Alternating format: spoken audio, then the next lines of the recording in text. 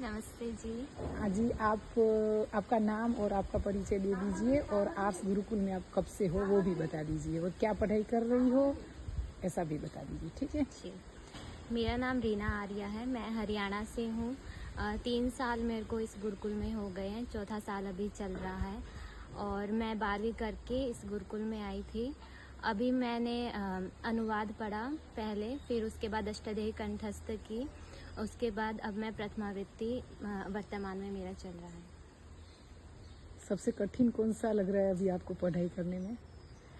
पढ़ाई करने में कठिन लगता है, पर जब मेहनत, जब दृढ़ संकल्प होता है तो वो सब सफल हो जाता है। वैसे कठिन लगता है बहुत, पर जब मेहनत करते हैं तो वो सफल हो जाता है। अच्छा, स्टार्टिंग में आए तो आपको घर याद नहीं आता था स्टार्टिंग में? 3 साल हो गए ना अभी आपको? जी, जी। मेरे को मन तो बिल्कुल नहीं लगता था। मैं पहले 3 साल एक गुरुकुल में रही हूँ, वहाँ पे भी मेरे को, यहाँ पे आने से पहले 3 साल गुरुकुल में रही हूँ तो मेरा अभ्यास हो गया यहाँ पे, तो मेरे को यहाँ पे मन लग जाता है। पर जिस गुरुकुल में मैं पहले भी गई थी तो वहाँ मेरा शुरू का ही था, तो मेरे को बहुत रोना आता था। अच्छा। तो मन भी बहुत कम लगता था, पर ऐसा सोचते हैं कि मुझे पढ़ना है, रोना नहीं है, तो इस उद्देश्य से पढ़ते हैं तो बिल्कुल भी रोना नहीं आता। बहुत बढ़िया। आगे क्या पढ़ना है आपको यहाँ? मेरे को ये पूरा व्याकरण पढ़ना है, आगे दर्शन, उपनिषद, ये सब पढ़ना है, वेदों को मेरे को जानना है, उस ईश्वर तक पहुंचना है। अच्छा, आपको ईश्वर तक पहुँचना है इसलिए पढ़ाई कर रहे हो? जी, अच्छी बात है। तो आपको यहाँ सबसे अच्छी बात कौन सी लगी?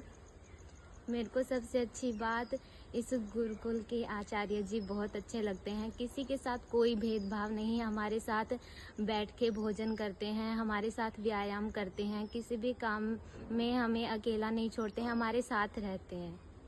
अच्छा। और यहाँ की भोजन की व्यवस्था इतनी अच्छी, ऐसी किसी भी गुरुकुल में, विश्व के किसी भी गुरुकुल में नहीं मिल सकती। अच्छा। ऐसी व्यवस्था यहाँ पे है।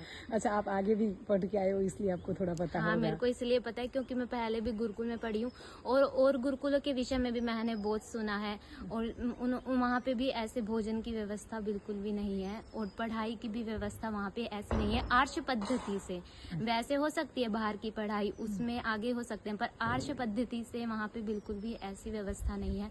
भोजन की बहुत अच्छी व्यवस्था है, व्यायाम देखो, हमारे स्वास्थ्य के प्रति देखो, या फिर समाज में जाके हम जब हमें काम करना होता है, कैसे समाज में काम किया जाता है, वो सब हमें यहाँ पे सिखाया जाता है। क्या है हमारी वैदिक चीजें, क्या है हमारी संस्कृति, क्या है, वो हमें यहाँ पे मूल रूप से बताई जाती है। बाहर ऐसे कहीं भी नहीं बताई जाती जैसे मूल रूप में यहाँ पे बताई जाती है। व्याकरण आदि में पढ़ाई होती है तो उसमें आपका कैसा अनुभव है यहाँ? मेरे को बहुत कठिन लगता था।